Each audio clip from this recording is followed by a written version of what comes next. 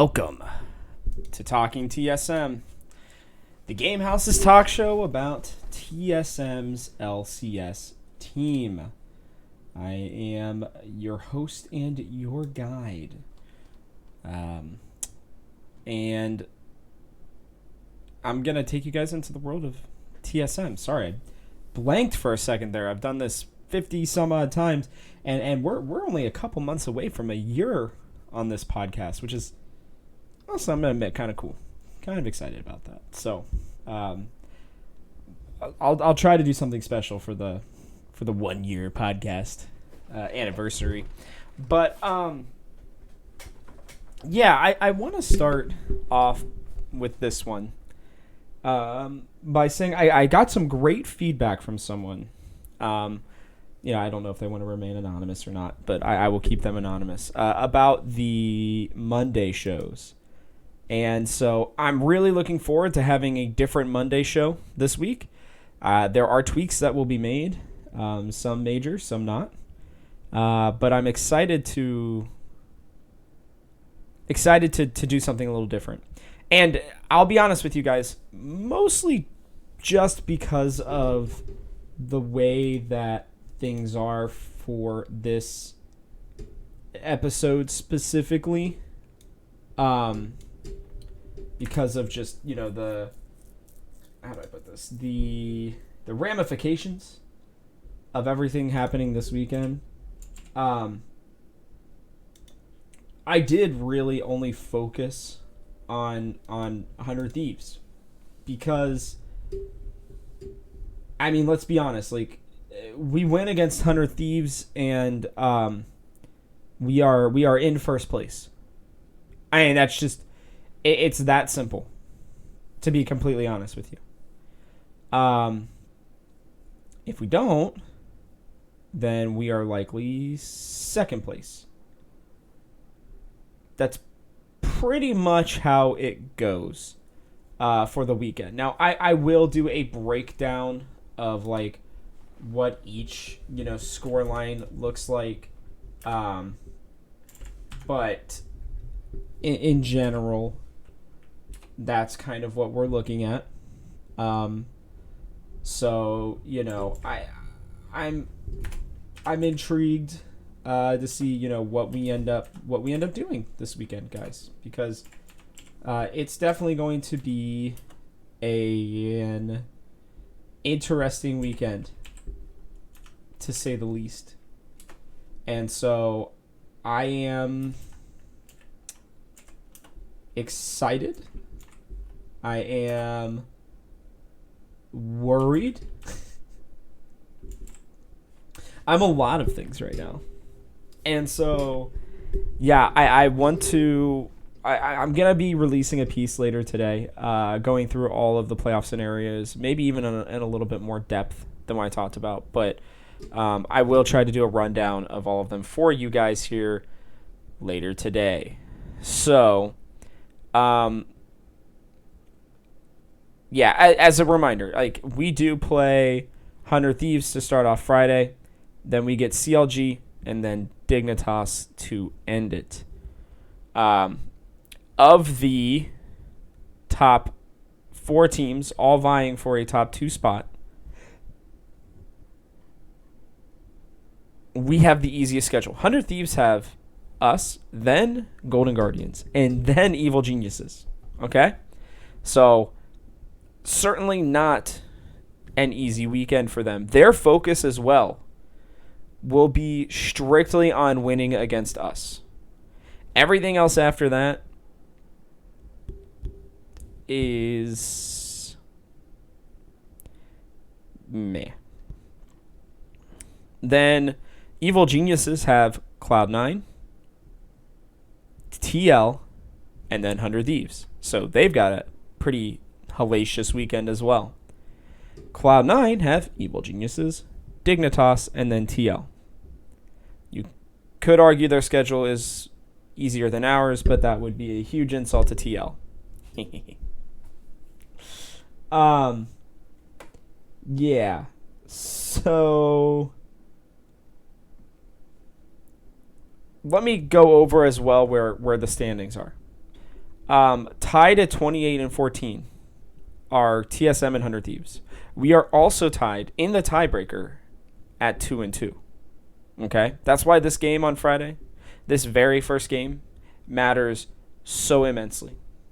Okay? In such a major way. And then 2 games back of us, with a record of 26 and 16, are Cloud9 and Evil Geniuses. Now, the interesting thing is, even if we were to lose every game this weekend, and Cloud9 were to lose one game this weekend, we still hold the tiebreaker over them, so we would still stay above them. 100 Thieves don't, which is interesting. They do not hold the tiebreaker over Cloud9. And Evil Geniuses hold the tiebreaker over us. So, it's going to be... God, this weekend's going to be fun, guys. But it all could not really matter once Game 1 ends. Literally Game 1 of the whole weekend. So, these are the top 4 teams. I mean, I guess Team Liquid could go 3-0. I don't know. Do they hold any tiebreakers? I don't think they do. No, they are combined 1-9 against 100 Thieves and TSM this year during the regular season. Ouch. And they're tied 2-2 against C9 and EG. So, I guess they could push for like a 3rd or a 4th seed this weekend. I guess. But their weekend is more about pride because they're pretty much, they are almost, in my opinion, they're basically locked in at the 5 seed right now, which means that they would have to play either Evil Geniuses or Cloud9, which looks like it would be Cloud9 most likely. So my predictions, at least for everybody below us, would be Evil Geniuses in 3rd, just because they have the tiebreaker, then Cloud9, TL, and then we'll see about 6th place. I mean, Dignitas and Immortals are going at it too. So, man, I can't wait for the offseason to go over just how much I like this system. I think it is really, really good. I think they did a great job with it. I really like this system because I love the fact that the record is what matters, right? The head-to-head is what's coming out to being the most interesting time. Like, do you remember a Week 9 that had this many playoff implications? I mean, there are 4 teams vying for the top 2 spots, right? And then there are 3 teams vying for 8th and 2 teams vying for, being able to be in the double elimination part of the bracket. The only teams, truly, that have not a whole lot to play for this weekend are TL and CLG. Now, it's probably rude for me to say that. CLG, they are 11 and 31. Did they win their last game? No, they lost EG. I thought that they were 10 and 32. I don't know. Anywho, they're still 2 games back of the playoff spot, but hey, I mean, they win 3 games in a row this weekend, and FlyQuest either, do they hold the tiebreaker? No, they definitely do not. And FlyQuest goes 0-3, and Golden Guardians goes like 1-2 or something like that, and Counter Logic Gaming's in. I mean, they can still make the playoffs with a 3-0 weekend. Fate is not on their side because FlyQuest and Golden Guardians are, battling it out. But, there's another interesting thing too, is like, if FlyQuest, like, they play Golden Guardians this weekend in the first freaking day of games tomorrow. They're the middle game. And the winner of that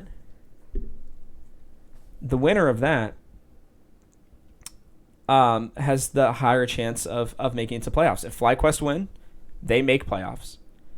If Golden Guardians win, then they likely make playoffs too, but they would need another win, which, they have 100 Thieves and Immortals still left. I mean, guys, this is... Oh, my goodness. I mean, this is some fun games. I mean, listen to this. I'm sorry. I'm going to take a second to talk about this before we go into the 100 Thieves stuff because there's so much riding on this weekend. You've got TSM 100 Thieves to lead it off. EGC9, right? I mean, 2 back-to-back bangers. Then you have FlyQuest GG. I mean, Golden Guardians lose, they're out pretty much. Or they're out, excuse me. FlyQuest win, Golden Guardians are out. TL Immortals. Again, TL's not really fighting for much, but Immortals are. Then you got Dignitas and CLG, which is I guess Dignitas are still fighting for something, so I don't know. I think CLG will probably roll over. I guess technically all teams in that games are fighting for something. But then you got Golden Guardians, 100 Thieves, Dignitas C9, FlyQuest Immortals, TSM CLG, and TLEG. Saturday's games, meh. Maybe not as important. Friday's game's great. Then you got Sunday's games. TSM Dignitas. Again, going to be an important game probably for both teams. Immortals, Golden Guardians. If Golden Guardians are making their run, that's going to be the game, right? Because 100 Thieves are trying for the 3-0 here. So, they probably end up losing on Saturday morning to them, or Saturday afternoon. So, Golden Guardians, for their playoff lives, will be playing hard in that game because FlyQuest have CLG to end the weekend. EG get 100 Thieves and TL get C9. I mean, it's just bookend great games and even some interesting games in the middle. So make sure that you're watching the LCS this weekend. I know the numbers are down. I know people are bored or whatever, but this has been the most exciting League of Legends that we've seen in ages. And people who are bitching and moaning about, 3 games. You'll know that I would have watched 3 days a week of games. Well, then just watch your team and stop complaining and go do something else. I don't care. Every game this weekend has major implications, especially after the first day. And depending on how the first day goes, it could get even more interesting throughout the rest of the weekend. So, gonna be cool. All right. Whew. That was a lot. I gotta take a drink.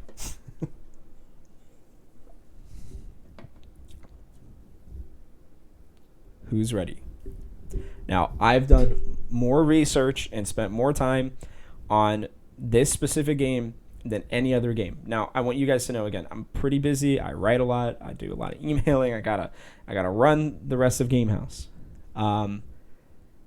with help. Obviously, it's not just me. I don't ever want that to seem like the case. But I got a lot going on, and so,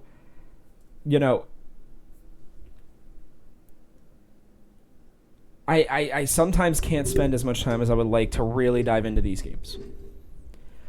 But this game specifically, I have spent multiple hours on. Obviously, I know our team pretty well, but I really wanted to study what had been going right and wrong for 100 Thieves lately, where their weaknesses were. I rewatched their games from the past couple weekends, mostly highlights, but I went through in some specific games to kind of look up how the lane states were, kind of all that jazz. And, why have they been struggling a little bit lately? And so I even ran a simulated draft for both teams because I believe TSM are going to end up being red side this weekend. They were blue last time. I'm assuming they're going to be red. I don't really know how side selection is honestly discussed. I've really never understood that. I understand it during the playoffs, but I don't really understand it here. So it looks like red and blue side has been 50-50 split lately too, so it doesn't look like one side really has much of an advantage over the other one. Obviously first pick is nice, but last pick is really good too, so I don't know. It was interesting to say the least, for me. To go through this as much as I did. I looked at their drafts, I looked at our drafts, I looked at their strategies and what specifically has lost them games. And so I want you guys to know, did not really spend any time on the CLG or the Dignitas games. I'm not really all that worried because, even if I'm TSM, this is the game that matters. You win this game, you get first place. You outside of that, you only literally need one win. More than likely. For the rest of the weekend. And you got a top 2 spot. Now, there is the slight chance, not to dive into this too much, but there is the slight chance that if Evil Geniuses goes 2-1 or 3-0 and we only go 1-2 or 0-3, that we are actually knocked out of our top 2 spot. But again, with a win, we're guaranteed top 2. and we are likely first place. Okay? That is why this game is so freaking important. Anyways, here's what I've learned about 100 Thieves, and we've seen them before. We are 0-2 against them this split, which is rough. Okay? Well, I've been saying it all split. We only need one win against them. First time, I was like, all right, we got 2 more chances. Last time, I was like, all right, we got to win this one.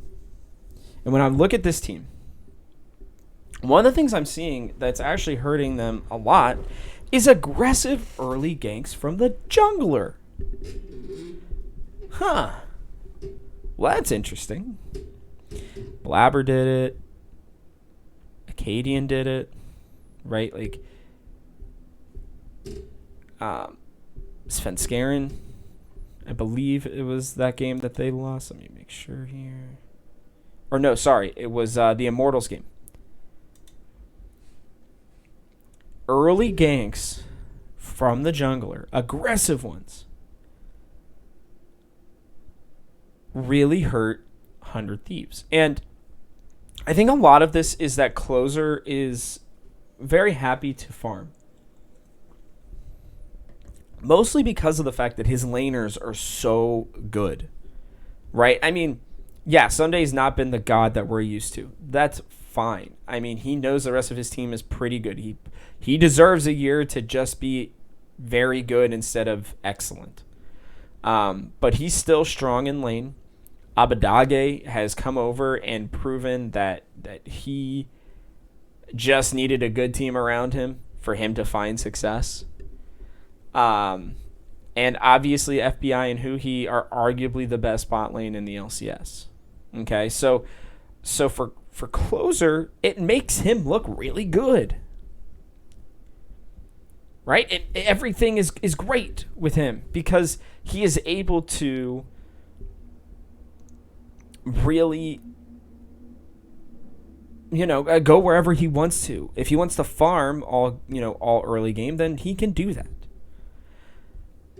But if the enemy team really puts pressure on them, and I mean like picks a lane and just tries to drive it into the ground, which is something that we've seen Spica do a lot, early ganks are where it's at. Now, the one thing I will say is a lot of these teams prep and try to win early. Well, would expect us, I should say, to gank early, and something that we've done a lot is going through the top lane, right? Through Huni. And I'm going to be honest with you guys, there's a part of me that wonders if we play 4D chess and think that 100 Thieves are going to be assuming that that's what we're going to do.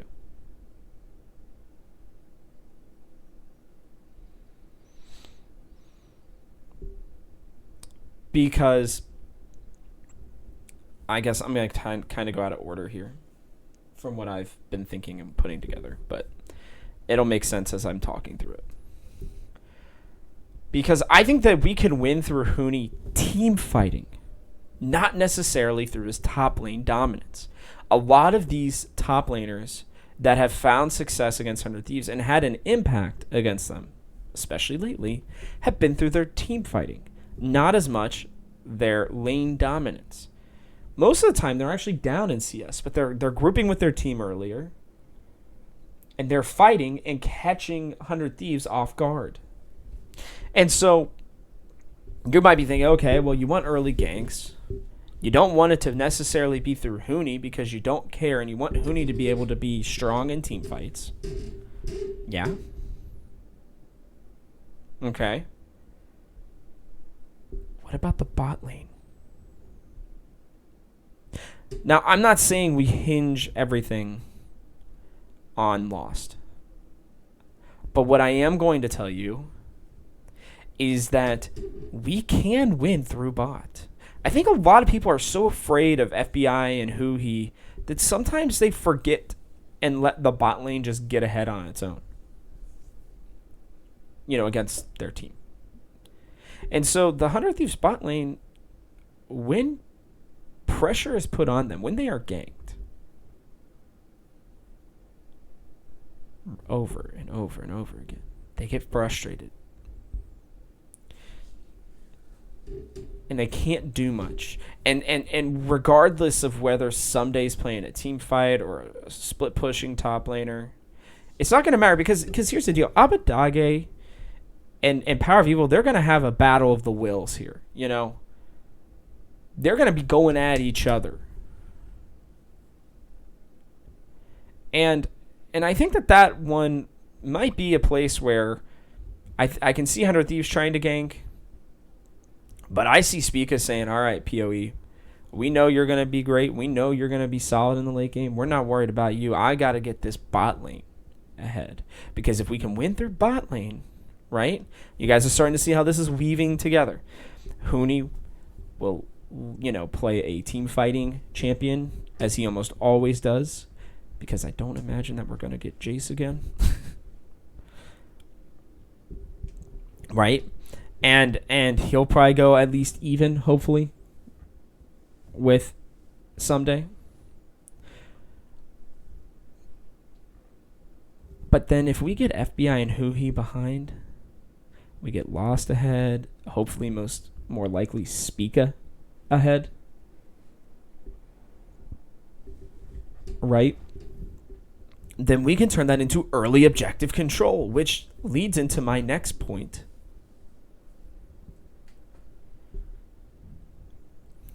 Early dragon control and just dragon control in general is how 100 Thieves have lost a lot of their games.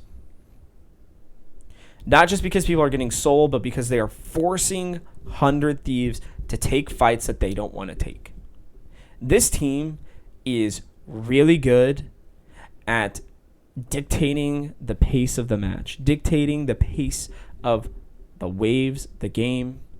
They like to decide when they're going to do things. And the thing is when you force them to do what you want to do, that's when they start to lose their stuff a little bit.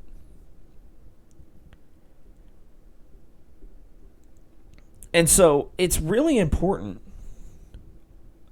for us to get early objective control. I don't care about the top lane in this game, realistically, all that much. Although I know that we can win through Huni. I think it is the smarter play for Spica, honestly, if they don't have vision on us, and hopefully they won't, the smarter play would be for us to have Spica path from top to bottom, right? Get an early gank off, because more than likely we'll be getting pushed in, because that's just kind of how it goes. Get an early gank off with either Huni or Power of Evil coming in. Get a kill, maybe not, at least push them off. Then take that first Drake. If I'm the one coming up with the early game strategy, I think that's the way we want to go. Because then we just go even with them in the rest of the lanes, and we wait. Maybe we try to go for a Rift Herald. Take it or leave it. And preferably we take it, but I think if we can get specifically the Drakes, not just, obviously if you get all early objectives, then yeah, you're going to be winning the game. That's so obvious. But I'm talking about Drakes very specifically, because in all these games that I'm watching them, when they're down 2 Drakes, right, they start getting a little antsy. They start making plays that normally they don't make, right? They start making mistakes, which against a good team, that's what you want to happen. You want them to make mistakes.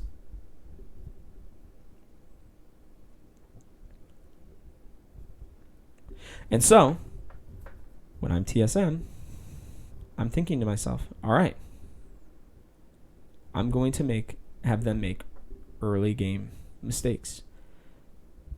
I'm going to put the pressure on this bot lane. I'm going to take the Drakes, right? A lot of this is going to hinge on Spica being able to get around the map and be useful.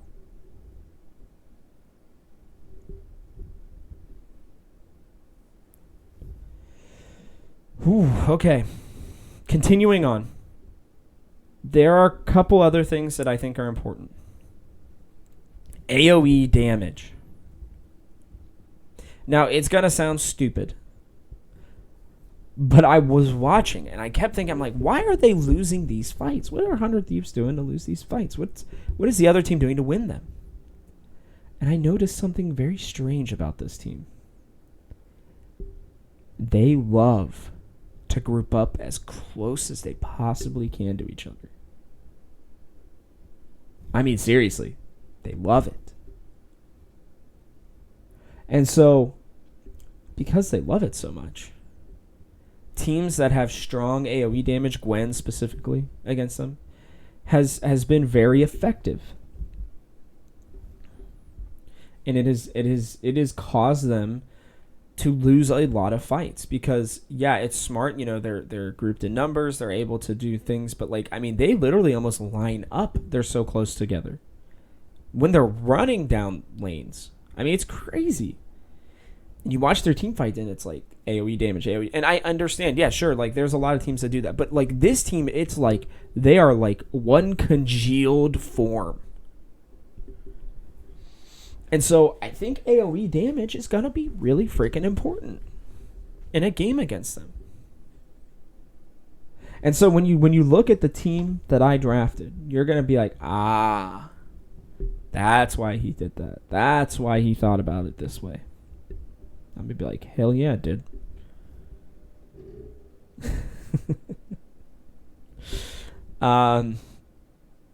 Strong engage is also really good against them. I think that's super important. You know, it causes them to maybe panic a little bit. You know, again, putting the pressure on them, making them have to make quick decisions. Guys, they're great when they dictate the pace of the game or when they play for just the late game. Okay? And they can scale and they can kind of just do what they want to do, which is, again, dictating the pace of the game. You take that away from them, then they're not as good. They're just not. You know, when they want to get their engages, you know, like let's say they try to go super heavy engage comp. And TSM needs to just be like, all right, fine, we're going to do heavy disengage. We are going to dictate the pace of the game. Now, there is one thing as well that they do that scares the crap out of me because it is one of our probably biggest weaknesses.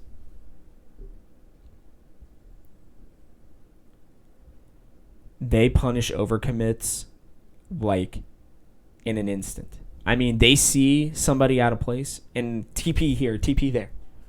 Jump on, kill. And it's not when they have advantages necessarily. They might be running away. But it's kind of like a, hey, we're going to draw you in and then, bam, close the door behind you kind of a thing. And so, for us, you know, being a team that really, truly struggles with that, I think it's important for us to be mindful of our engagement. Because I just talked about it, right? And it's just like, Rob, like, what do you mean? We're supposed to be engaging. You just said, strong engage. Get in there. Team fight. AoE damage. Aggressive. Push them out of their limits. You're right. But we have to be thinking at all times, you know, where can they get their advantage off of us? And I think, like, we've seen it in TSM Legends. They talk about it a lot. We have got to track TPs like absolute gods.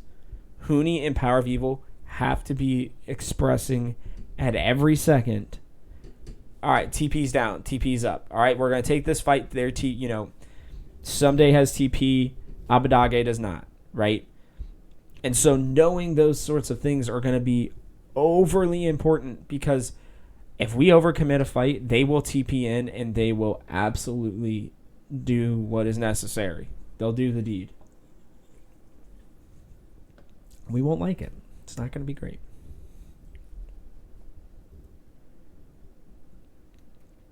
And so, you know, with that, I think that it's a solid strategy. It's a solid plan for us to find early jungle engages, building a team comp around AoE damage with a strong engage. I think we've been doing great at this. Right? We get Spica something early that he can, do damage with. That he can have impact on the map. Something where he can roam around, do his thing. And then, we allow for PoE and Lost to kind of scale. We give Sword Art the ability to engage. We give Huni the ability to greatly affect team fights. And I think that that's where we will find our success. And we will, we'll take Drakes. We'll force them to fight on our terms and not theirs. Dictate the pace of the game.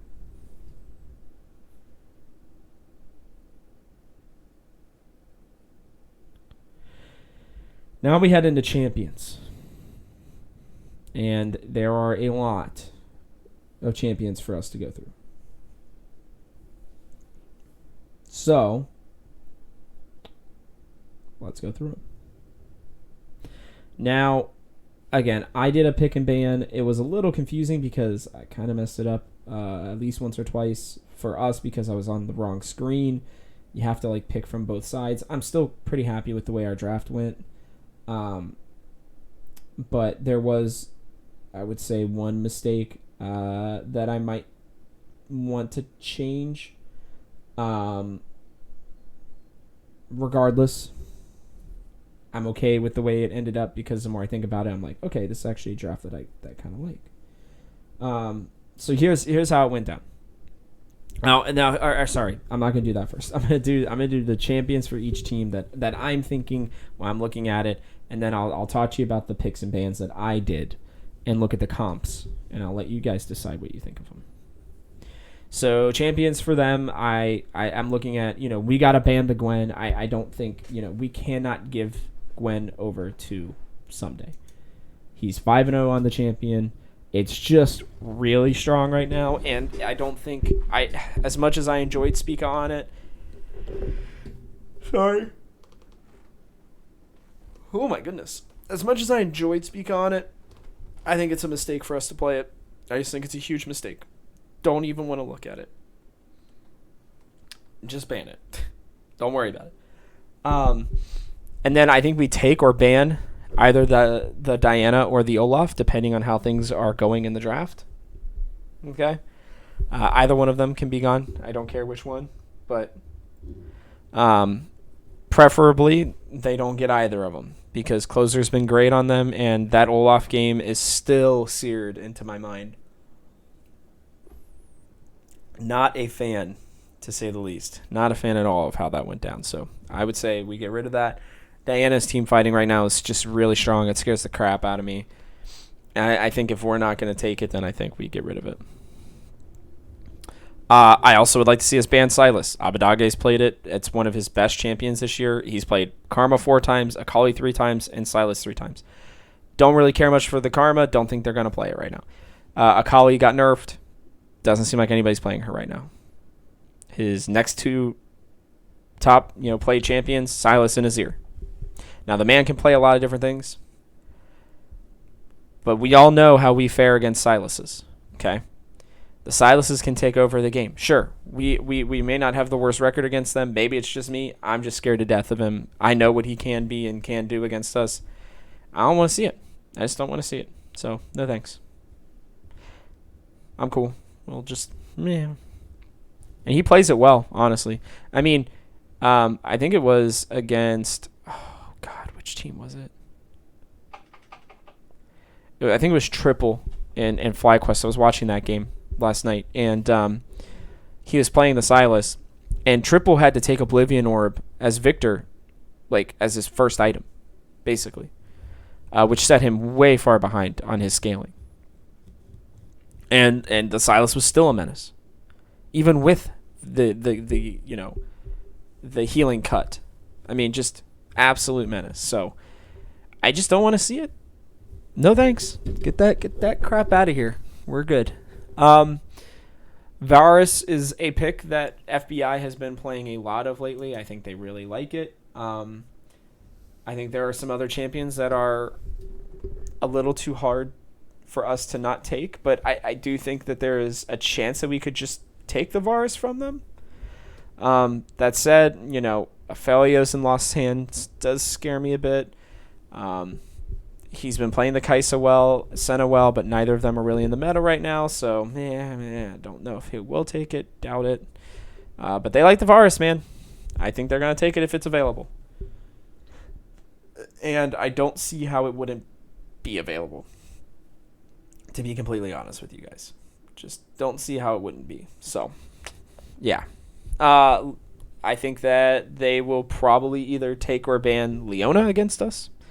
Leona has been pretty good for Huhi as well. I think Leona might be the best support in the game right now. Shocker. But yeah, I mean, they're 5-2 on her. So, and he's looked pretty solid. I mean, I think good supports look good on Leona. I think that's just how it is. They've also been playing a lot of Set and Thresh. Does not surprise me at all. They like Set a lot more than pretty much everybody else in the bot lane.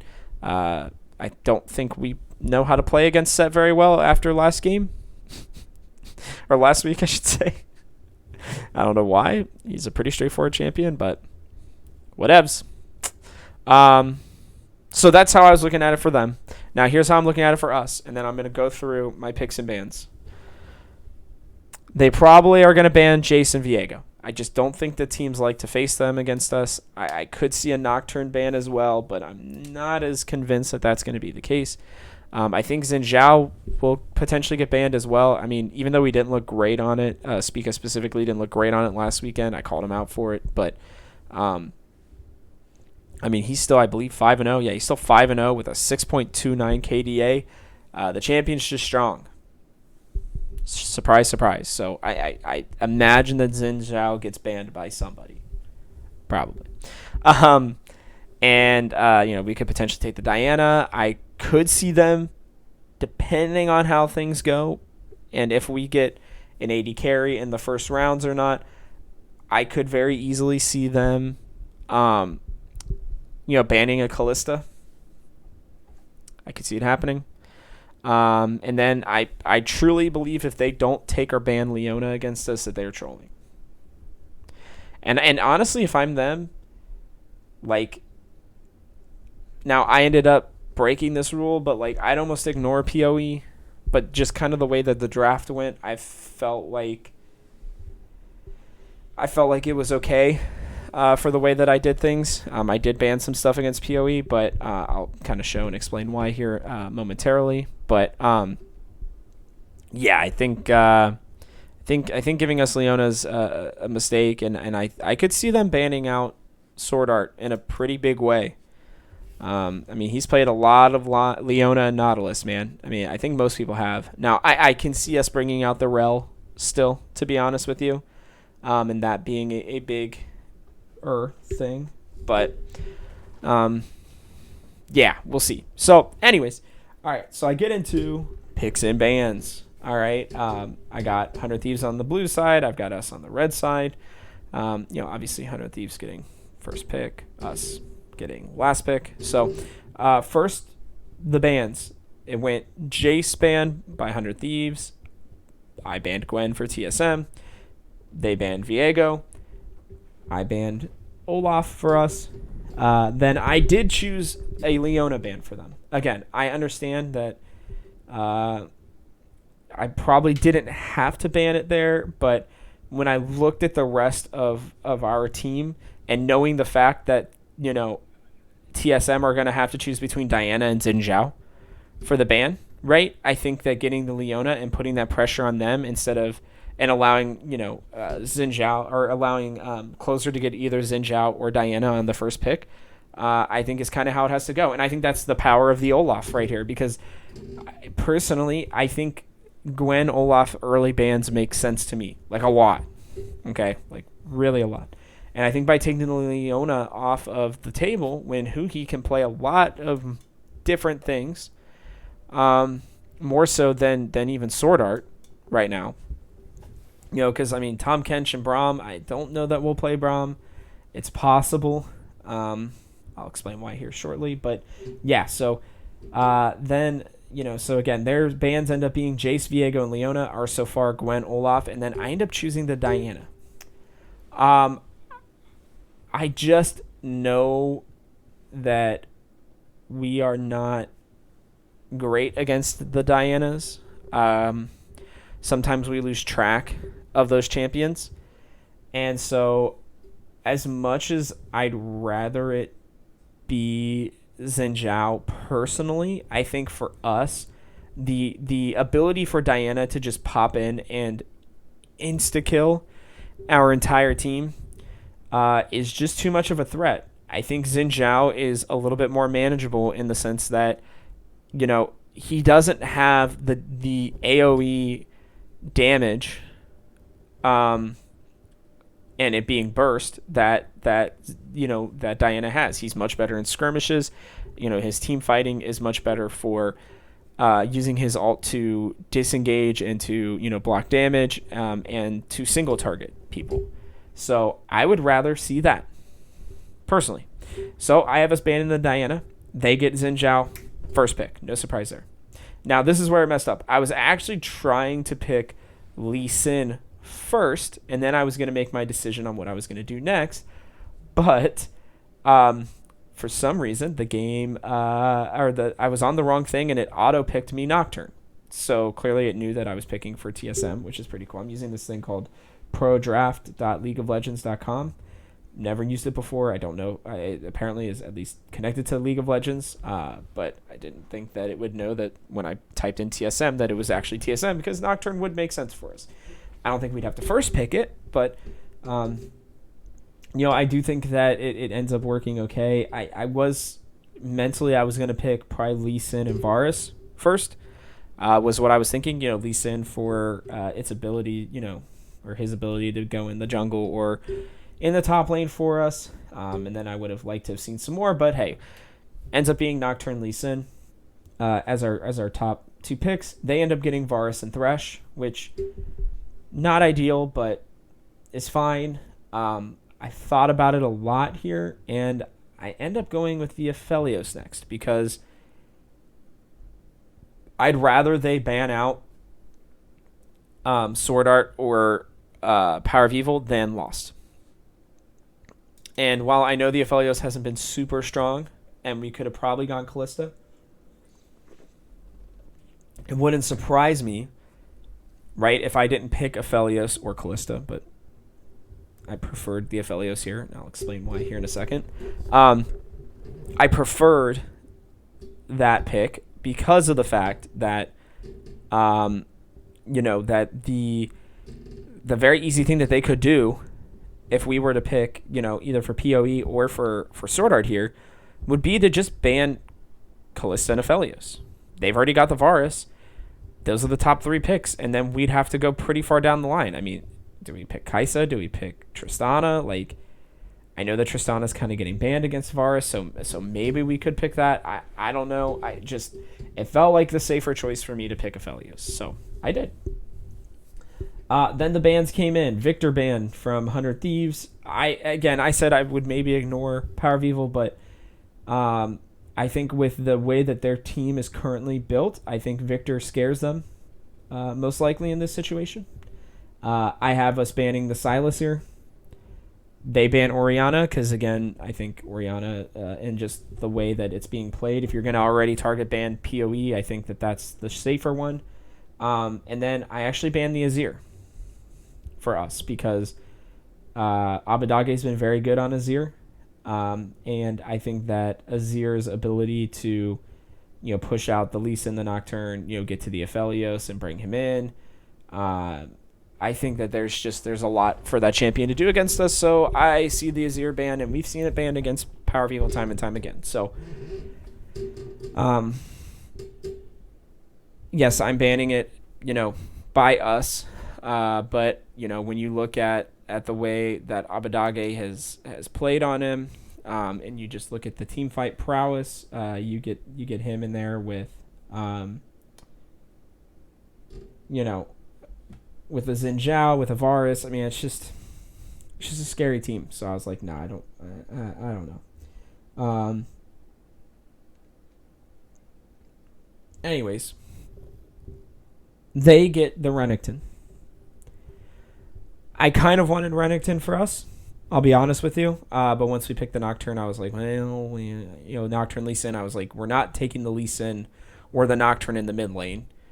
We don't have that kind of flexibility. So, losing out on the Renekton wasn't ideal, but it's not really the end of the world either. So, I'm pretty sure that Lee Sin or Nocturne can go into the Renekton. Is it an ideal pick? No. A Mundo obviously would have worked too, but you're not going to pick Mundo that early, so they get Renekton. We got Nautilus. I apologize. I ended up picking Nautilus. Wow, sorry, brain farted here. I ended up picking the Nautilus. I still wanted us to have a hook champion. I think the Nautilus can still work with the Aphelios. We've seen it already from our team, and I wanted to leave the last pick here for Power of Evil. They ended up getting Renekton and LeBlanc. I battled between LeBlanc and Ryze here for them. I think they want to get to the Aphelios. LeBlanc's the best way to do it on this team. You have LeBlanc and Xin Zhao and Renekton bearing down on you as them. Then I think that works. And then I ended up picking the Ryze for us as our last pick. I like the Ryze for us. I think that it's a nice pick. And as you guys can probably tell, I went for a lot of AoE damage, right? And that was kind of my whole thing here. Is I think the Nautilus and the Lee Sin are enough to be able to protect the Aphelios. I think the Aphelios can protect itself. I even think the Ryze, with his root, is able to kind of stop the Renekton, Xin Zhao, LeBlanc. To a certain degree, I think LeBlanc obviously can just blow up Aphelios at any point, but there's not a whole lot you can do against that in that regard. I also think that we would win the split push battle between, Ryze and LeBlanc. I think the game just favors Ryze later on. I know maybe not as much in the early game, but whatever. And I would actually keep the Nocturne in the top lane, which people probably will be upset about. Again, I didn't intentionally pick the Nocturne. I was thinking about it, but the thought process behind it was that he can turn out the lights basically at any time. And I'd rather, I know people don't like speak as Lee Sin, but I'd rather Lee Sin for the ability for him to get around the map and make plays. Plain and simple. Both Nocturne and Lee Sin have some decent AoE damage, but more importantly, the Aphelios and the Ryze AoE damage. I mean, they get grouped up. Aphelios ults once, with Infernum, and it's kind of over. You get the Ryze just sitting there spamming abilities, able to spread throughout the team. I do think that their team has some good skirmishing power. We'd have to play around the Dominus for Renekton, but truthfully, I think if the Renekton Dominus is down, I think we win almost every fight. I mean, Nocturne and Lee Sin can very easily get onto the Varus. The LeBlanc is the problem for me, but I think that she's also a lot less valuable in fights with Nautilus being able to just auto-attack her or Ryze able to root her. And Aphelios, obviously, with his Graviton gun can keep him down too. The Xin Zhao scares me, early game, but I think the Lee Sin can at least duel with him a little bit. So and then I think the Nocturne is able to stay with the Renekton. He can spell shield his stun. Is it great once he hits 6? No. But it's also not great for the Renekton too. Ganks are easier. He can keep the team from being able to see anything. I think, the Nocturne ultimate also makes it harder for the Varus to hit his Qs, for LeBlanc to be able to jump in, with the knowledge of what she's actually going to hit. So yeah, I think the 2v2 wouldn't necessarily go our way in the early game right away. I think that allows for the Lee Sin to come down and get a gank off, maybe even a Nocturne TP. I think the Rise and the LeBlanc are able to just duel it out. And, when in terms of scaling, I think that we absolutely win that 100%. I think Aphelios and Rise way outscale whatever the Varus is able to do. The Renekton doesn't fall off, but, he's not as great in the late games. And Zhao similarly. And LeBlanc is still able to blow up anybody by the end of the game. Absolutely. But she's also still, pretty weak, and I think that we can get onto her. So that was my draft. I'm not saying it's a winning draft. I'm not saying it's a perfect draft. I'm not even saying that it's what's going to happen. I just wanted to do it as a thought experiment and walk you guys through my thoughts with it. So that's how I could see it done. I could see it if we play it correctly. I could see us winning. I think if we allow for the Xin Zhao to, take the game and Spica goes to his thing where he kind of crawls into a hole because a gank didn't work or because we're far behind or a little bit far behind, then I think we lose. Plain and simple. Plain and simple. So yeah, I mean, here's what I'm going to do, guys. I'm going to predict a win. I've walked through this. I think that we can beat them. I know we haven't looked great against them the last 2 times, but third time's a charm, right? And in all seriousness, like when I look at it, I do think our draft has evolved even since the last time we saw them 3 weeks ago. I think that 100 Thieves are still trying to figure some stuff out.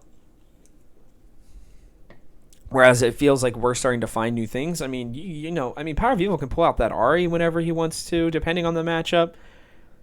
He can pull out the Rise now. Like he's become a lot more available. I think he's got 4 or 5 picks that he could pick just depending on the matchup. No problem. I think as long as you get rid of the Sylas, that's the only champion where I think he's going to struggle.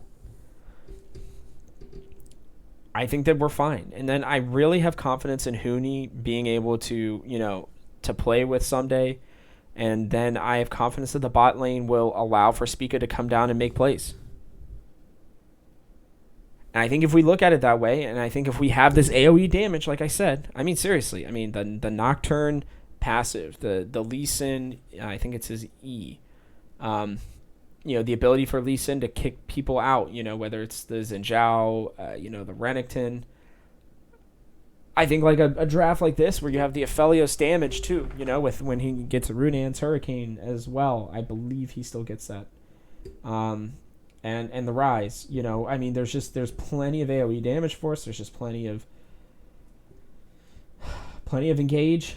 Nocturne, Lee Sin, Nautilus is a lot of engage. And I could see a draft like this. We'll see what happens. But I think TSM are going to come in prepared, man. Yeah, I think they're going to be a little nervous, but I think 100 Thieves are too. I mean, the stakes in this game are pretty high. Pretty high. So, yeah. I spent, a good 30 minutes pretty much just on this game. And it comes down to, because I think these teams are very close. I think that I think that 100 Thieves could pull something out that we're not expecting.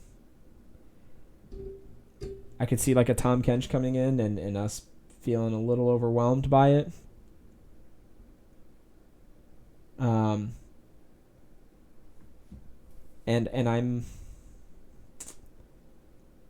I'm concerned but confident. I don't think this is going to be like last game, where it just wasn't even close. I think we have a really solid chance if we can make sure that we target what we know that they can play. I mean, my 3 biggest concerns are Gwen, Olaf, and Sylas. Top 3 concerns. Rest of it, don't care much about. I think if we can make sure that they don't have those 3 champions, then I think we stand a much better chance.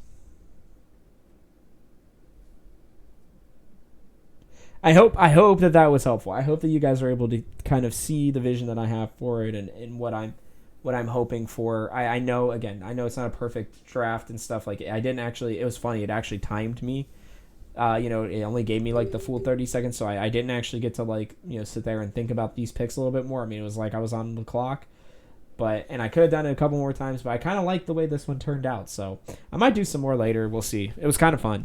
I enjoy pick and draft. I think it's, or picks and bands, excuse me, in the draft. I think it's one of the most interesting things. So, again, I'm picking a win for us. And then I think the rest of the weekend, honestly, guys, after that, doesn't really matter. Here's what I'll tell you.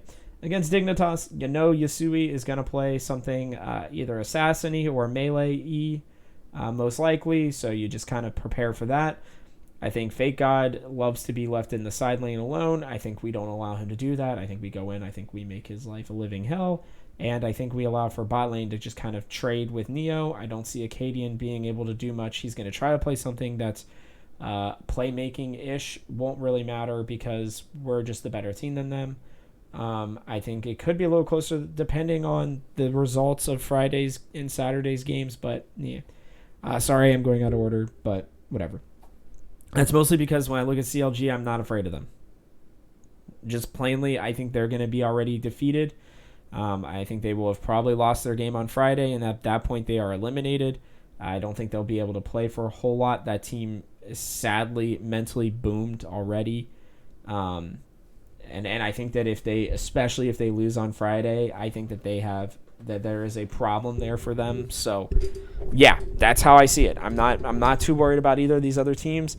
Maybe I should be. I mean, there's always the the TSM way where we just throw those two games after a loss on Friday because we're mentally boomed. But I think Bjergsen is a strong enough coach that he will get them back on track, even if we lose in a sad or debilitating way on Friday.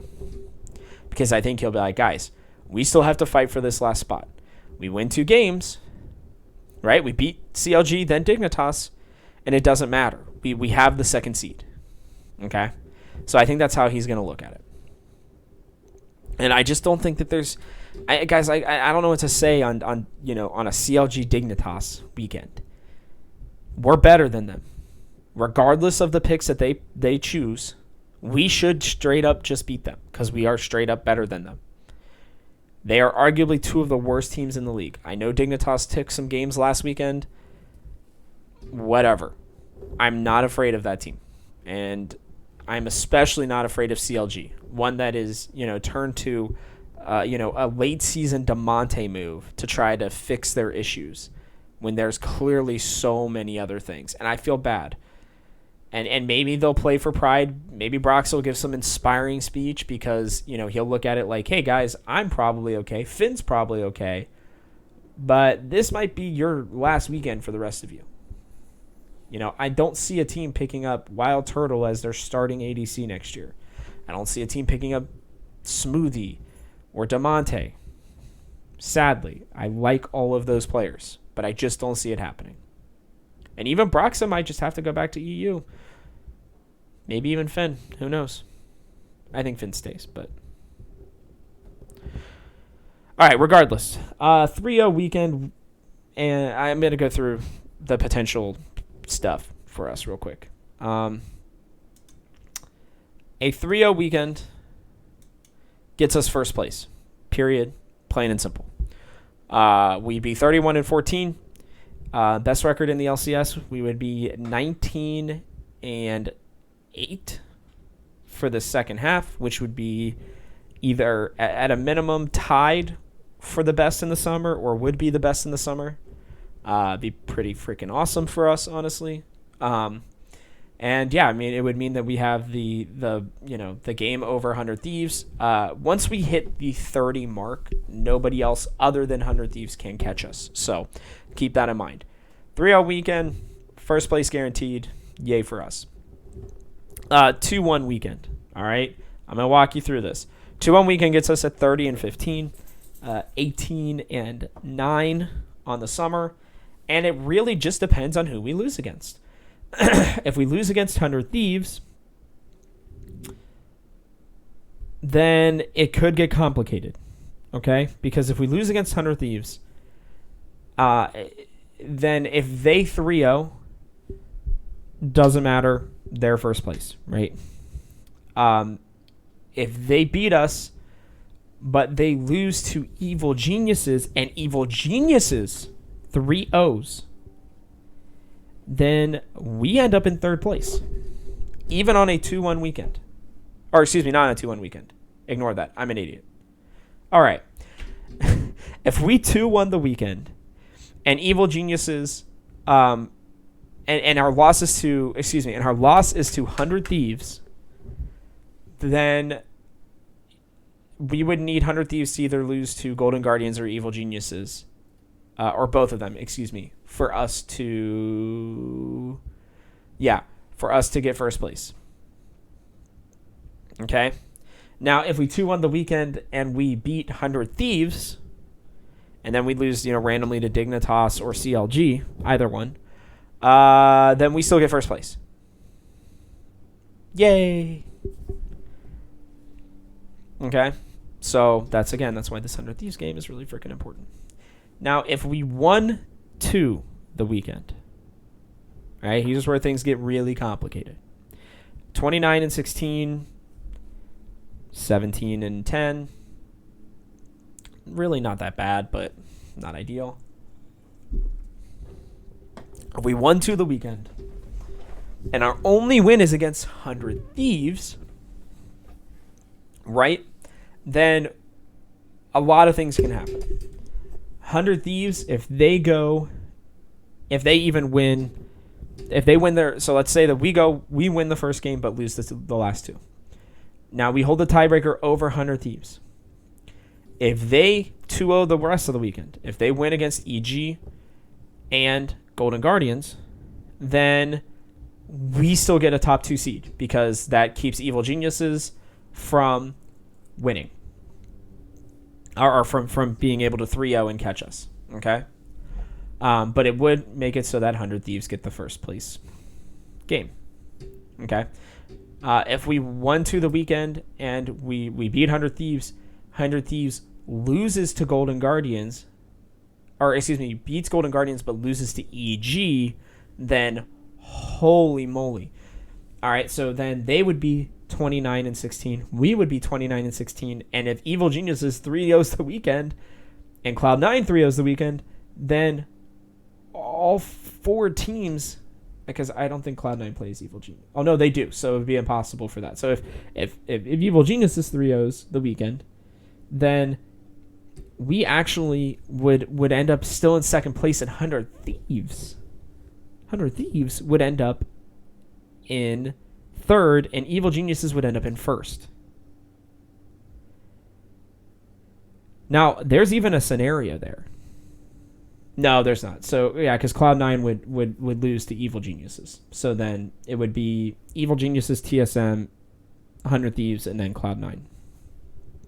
Now, if we won 2 the weekend, guys, and it's against either of the other 2 teams and we lose to 100 Thieves, then that's when things start getting a little dicey. We would finish top 3 no matter what, because Cloud9 can't beat us because of tiebreakers. Even if... Oh, man, this is tough. So Evil Geniuses would have to 3-0, which would mean that 100 Thieves would 2-0, or 2-1, which would mean that it would be 100 Thieves, Evil Geniuses, and then us. But if Evil Geniuses were to lose to 100 Thieves, and 100 Thieves were to go 2-1, and Evil Geniuses were to go 2-1, in any scenario, if Evil Geniuses loses even one game, and we win one game, then we are automatically top 2. Plain and simple. Okay? And in 0-3 weekend, we go 28-17, 16-11. And in 0-3 weekend, well, it's ugly, guys. 100 Thieves would automatically have first seed, I believe. Let me make sure that's correct. No, they wouldn't. They would automatically have a top... Wow, no, they wouldn't even have a top 2 seed either. Yeah, they would. They would automatically have a top 2 seed because, again, Cloud9 and Evil Geniuses play each other. So, and if we go 0-3 and Cloud9 go 3-0 and Evil Geniuses go 2-1 with their loss being to Cloud9 and 100 Thieves go 2-1 with their loss being to Evil Geniuses, right? Yeah. Then we would end up in 4th on an 0-3 weekend.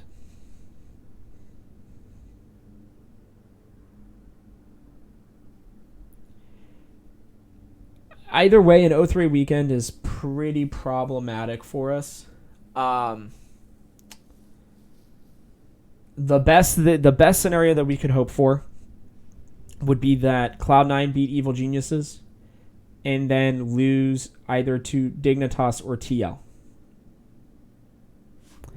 And even in an 0-3 weekend,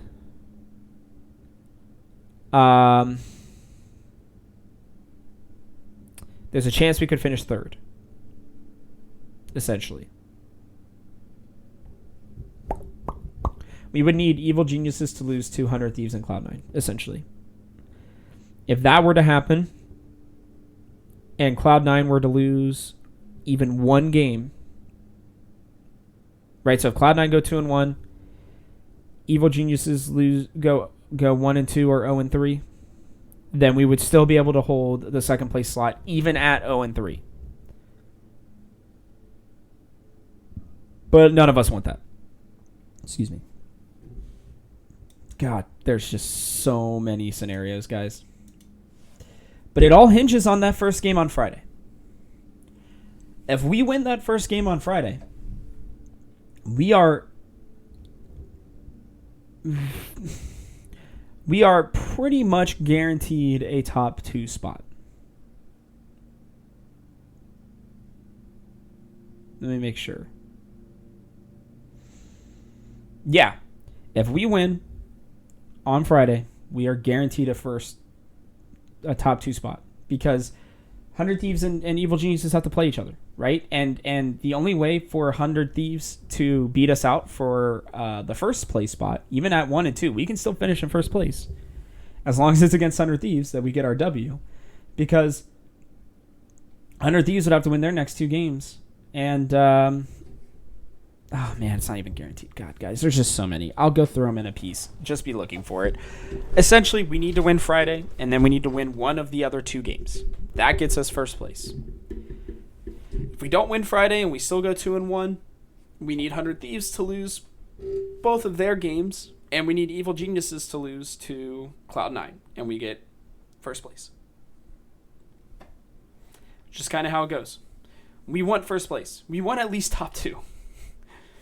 So regardless, 2-1 likely gets us first place. But there is a scenario where we go 2-1. Nah, there's no scenario where we go 2-1 and it doesn't matter. So maybe I should have talked more about the CLG and Dignitas games, but I'm not worried about them. As long as we aren't mentally boomed, we beat them. So sorry to be a little scrambled here on this one. I tried to write out these scenarios, but then I start thinking of more. This happened to me last year, if you guys remember. Sorry. There's a lot of things going on, and my brain doesn't normally work that way, so I apologize. But either way, I am going to predict a 3-0 weekend for us. I don't think we lose to Dignitas or CLG, and I really do think that we are able to take out 100 Thieves. I hope I'm not cursing us, but I'm confident. I love our team, guys, and I'm confident.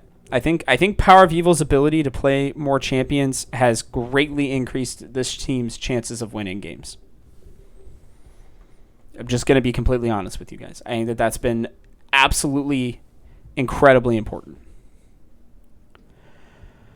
Okay, so now we head to TSM Academy, who won a very, very nice game against Golden Guardians Academy and then somehow lost the second one. I don't know.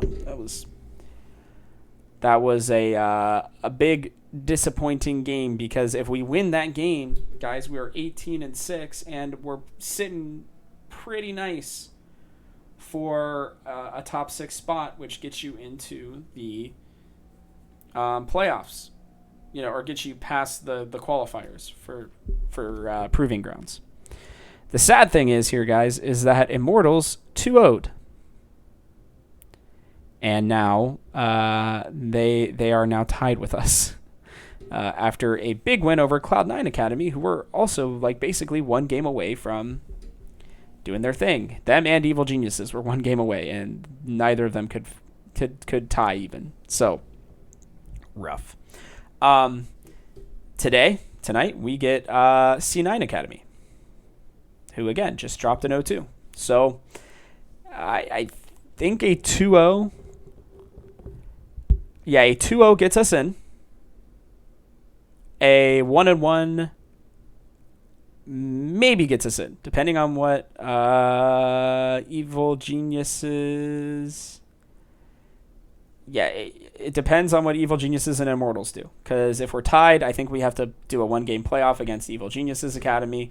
If they go 0-2, and then for Immortals, even if they only have to win 1 game against TL Academy, and then they are in because they have the tiebreaker over us. So 2-0 gets us in, 1-1 maybe gets us in, 0-2 obviously we're out. So it's actually interesting to see how the games and stuff for a lot of these teams have been. It's very interesting. And then Amateur didn't play. So we'll just have to see where they go and what happens with them. So a lot of playoff implications, a lot of things going on for TSM this weekend. You can basically have 4 straight days of important games for TSM as a whole, starting tonight with Academy. So go watch their game tonight, and then go and watch the games this weekend, guys. It's going to be fun. Let's bring it hard for the weekend, specifically for the Friday game, guys. That's the key game there for us. So, yeah. If you like this show, please take a second to like, subscribe, and comment. If you're watching on our YouTube channel, make sure you hit that bell icon so you don't miss another episode. Thanks for supporting this. I want to continue to make this the #1 TSM podcast on all podcasting platforms. Go leave reviews if you're feeling up to it. Please share this with your friends. You can find me on Twitter at TGHRobertHaynes, the Gamehouse at TGH Esports. You can head to thegamehouse.com for all sports and esports content. Trade deadline, as I talked about on Monday, is here. For baseball, if you're into that, NBA draft is tonight as well. So if you're into that, NBA draft, go do it. And then, obviously all the stuff for the LCS. I just put out my power rankings for the week. Don't think you guys are going to like it, but sorry. And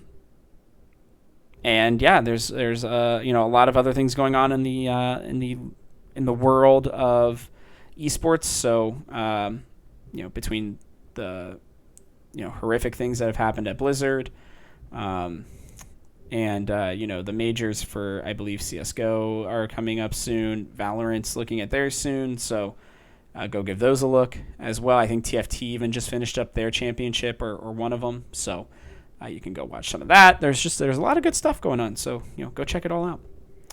And with that, thanks for tuning in, guys. This show comes out every Monday and Thursday, and is exclusively for your TSM ear holes. Please go out and support our boys this weekend. Let's go. Come on. Final push here for playoffs. I'm Robert Haynes. This has been Talking TSM. See y'all on Monday.